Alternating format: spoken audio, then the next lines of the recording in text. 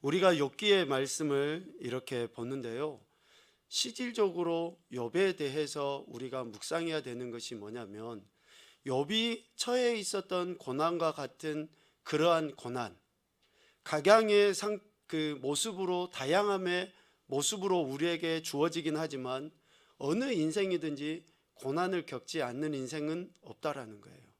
누구든지 고난을 겪고 당하게 되고, 불의의 사고든지 뜻하지 않는 일들이든지 간에 우리가 감당할 수 없을 만큼의 힘든 일들이 언제든지 우리에게 주어질 수 있다라는 거죠.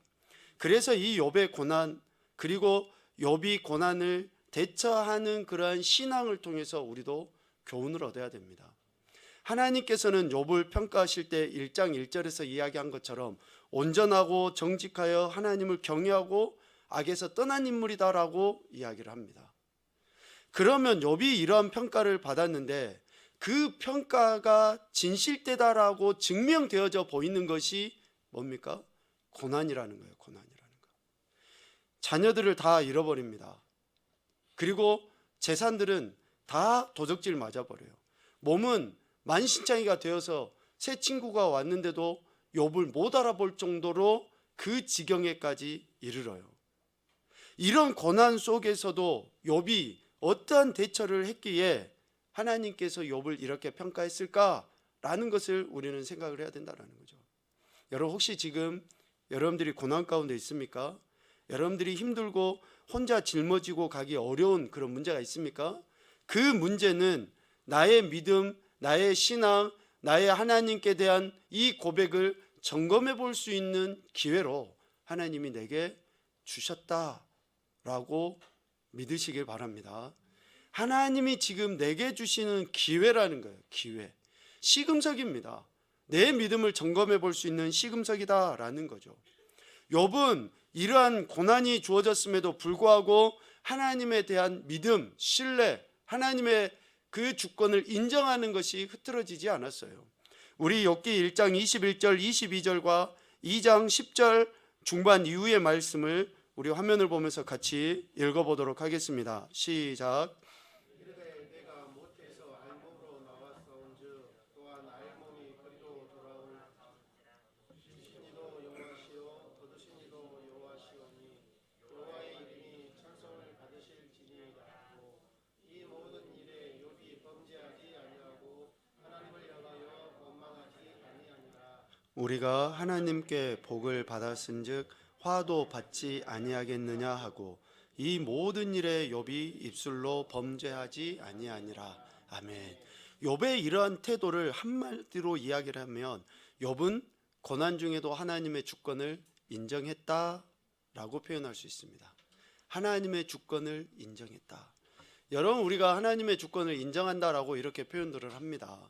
그런데 솔직히 내가 기도한 것에 대해서 응답이 이루어져요. 그리고 내가 뜻하지 않은 그런 횡재 같은 것이 생겨요. 또 내가 뭔가 추구했던 것들이 이루어지고 뭔가 잘 되면은 그래, 하나님 살아계시지. 그래, 하나님은 나를 사랑하셔. 그래, 하나님이야. 역시 이렇게 우리들이 표현하는데 실질적으로 우리가 고난을 당하고 어려움에 처해 보면 어떻습니까? 그렇게 하나님의 주권을 제대로 인정을 하지 못하더라고요. 뭔가 문제가 생기고 어려움이 생기면 우리가 하나님의 주권을 인정하는 것이 흐릿해져 버리더라고요. 그래서 오늘 우리는 욥의 이러한 신앙의 고백을 통해서 다시 한번 문제가 생기고 갈등이 생기고 고난이 발생하다 할지라도 여전히 나는 하나님의 주권을 인정하는 자로서의 삶을 살아가겠노라고 이러한 고백을 통해 다시 한번 우리가 다짐하고 결단을 해야 한다라는 것이죠. 여러분, 그래서 우리는 욥기의 말씀을 묵상하면서 지금 내 삶의 현장에 일어나는 모든 일련의 이런 일들, 범사에 일어나는 이런 모든 일들 가운데 하나님의 주권을 인정하는 훈련을 우리가 행해 나가는 것입니다. 이렇게 욥이 고난을 당함에도 욥은 하나님의 주권을 인정하려 했는데요, 욥이 당하는 고난을 듣고 새 친구가 와서 욥을 위로하죠. 그 새 친구들이 욥을 위로하는 위로의 내용의 핵심은 바로 보편적인 관점에서 욥의 고난을 위로했다라는 거예요. 이 보편적인 관점은 눈을 이야기했지만 인과응보예요. 인과응보. 원인이 있으니 결과가 있는 거다. 너가 죄를 지었으니까 하나님 앞에 벌을 받는 것이다. 너가 남에게 들키지는 않았지만 네 마음 속에서부터 무엇인가 죄를 짓는 것이 있었으니 네가 이렇게 말할 수 없는 고난을 당하는 것이다. 보편적으로 보면 틀리지를 않습니다. 어쩌면 여기 있는 오늘 우리에게도 너무나 당연하게 해당되는 말씀임에 틀림이 없습니다.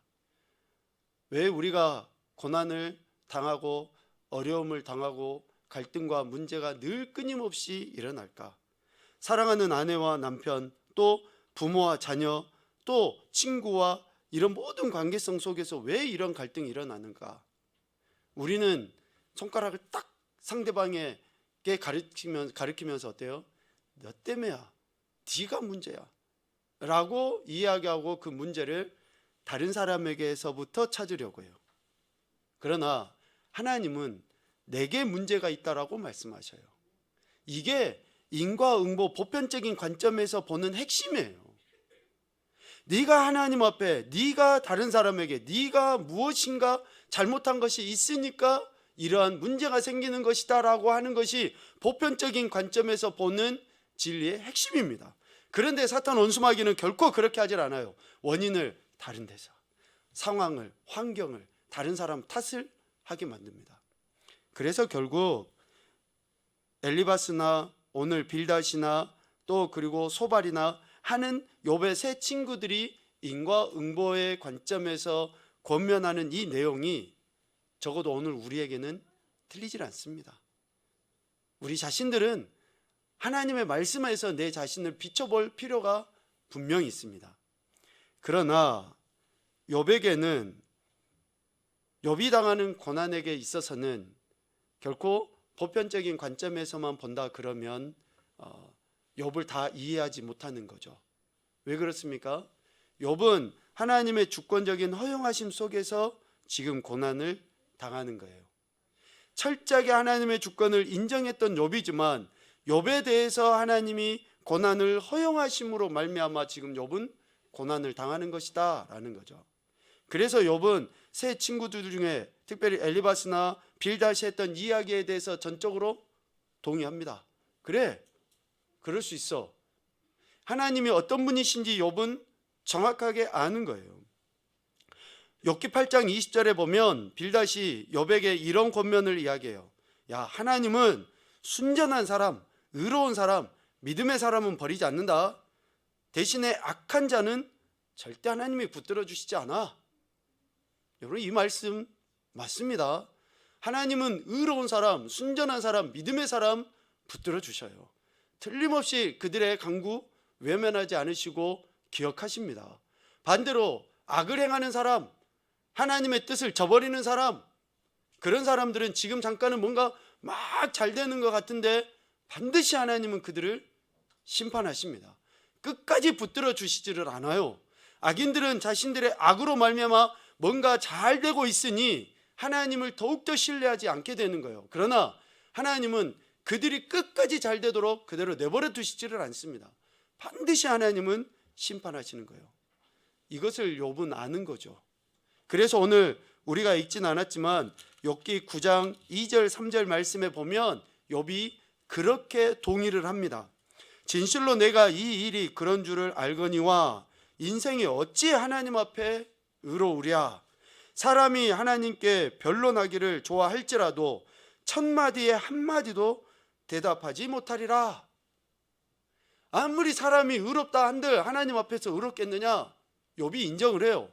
내가 아무리 똑똑하고 잘나도, 내가 지식이 많다 할지라도 천마디에 한마디도 대답하지 못할 만큼 우리 인생은 하나님 앞에 미천하기 그지없는 존재야 라고 욥이 인정을 하는 것이죠.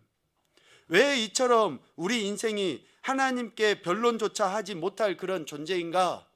첫 번째는 하나님과 우리 인간 사이의 존재 자체가 틀려요.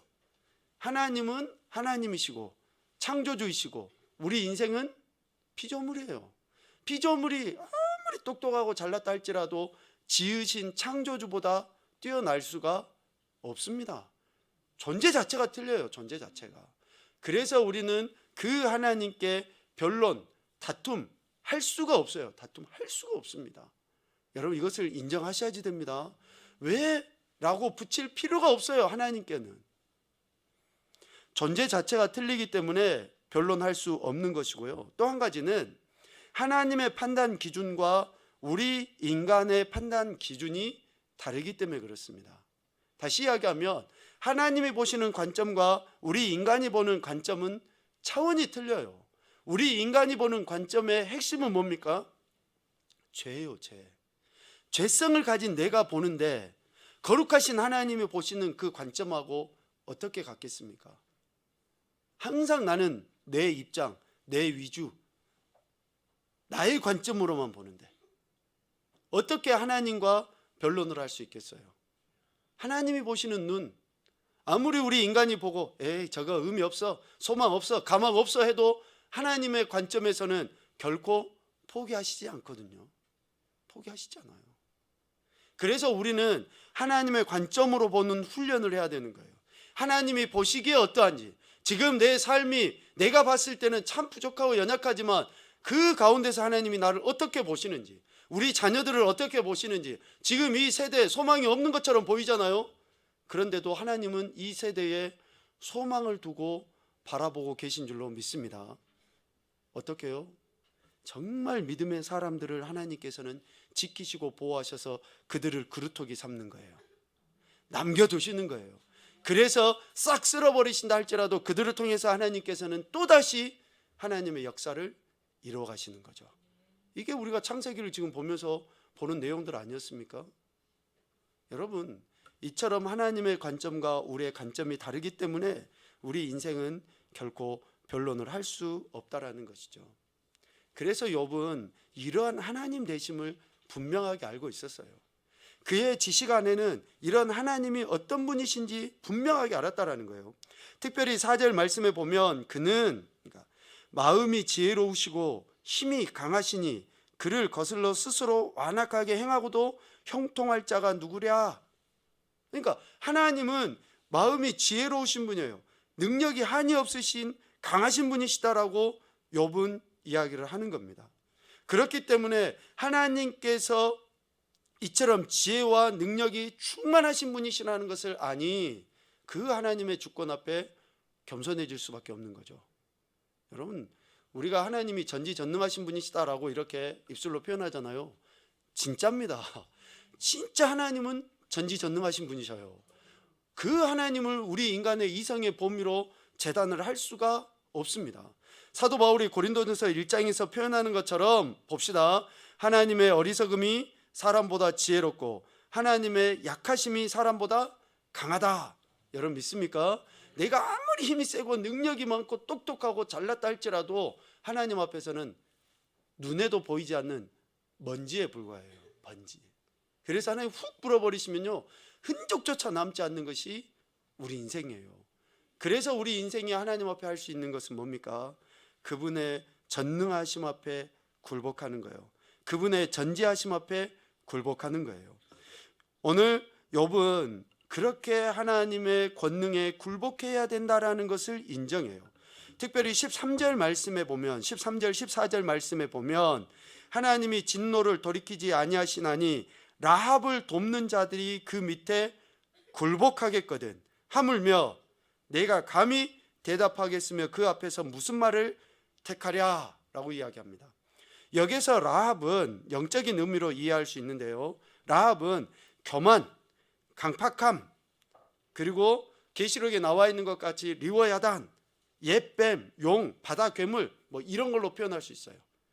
이렇게 영적인 권세를 갖고 있는 어둠의 세력도 또 그를 돕는 자들도 하나님 앞에 굴복할 수밖에 없는데 하물며 우리 인간이겠느냐라는 거예요. 공중의 권세 잡은 자가 하나님을 대적하고 그들의 힘이 강하다라고 이야기를 하는데 그 힘이 강하다라고 하는 그들도 하나님 앞에 굴복할 수밖에 없는데 하물며 오늘 우리이겠느냐라는 거예요. 여러분, 그래서 우리는 하나님 앞에 한없이 겸손한 자가 돼야 되는 거예요. 한없이 겸손한 자가. 그런데 욥이 이렇게 하나님의 존재와 하나님의 지혜와 능력을 욥이 알고 있음에도 불구하고 오늘 말씀에 보면 이 고난의 여정 속에서 여전히 자신의 신세를 한탄하는 것을 보게 됩니다. 16절 말씀에 보니까 가령 내가 그를 부름으로 그가 내게 대답하셨을지라도 내 음성을 들으셨다고는 내가 믿지 아니하리라 라고 이야기하거든요.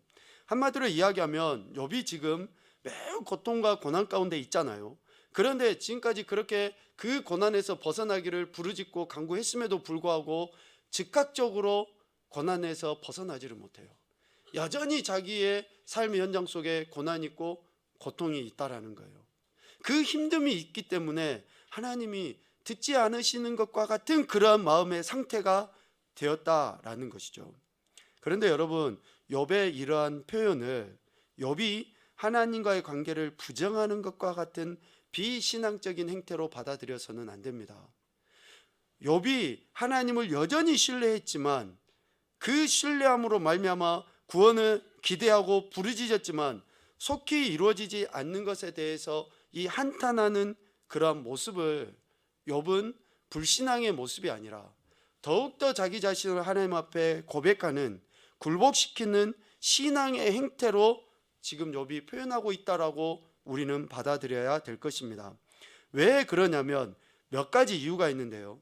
첫 번째는 17절 말씀에 그가 폭풍으로 나를 치시고 까닭없이 내 상처를 깊게 하시며 라고 이야기합니다.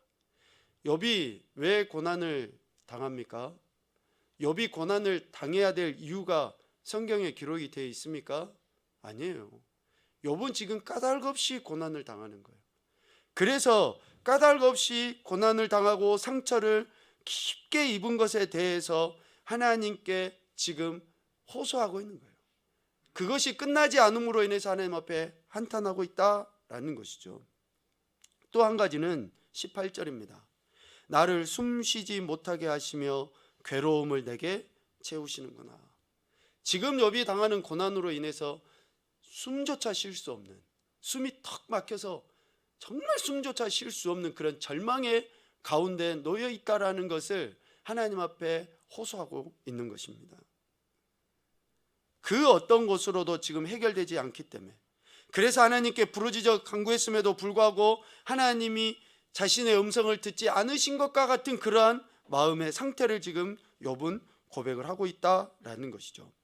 그리고 또 한 가지는 25절 26절 말씀처럼 자신의 남은 날이 빠르게 지나가고 있기 때문에 그 남은 날 속에 하나님이 속히 회복시켜 주셨으면 좋겠다라는 그 마음의 고백을 지금 담고 있는 거예요.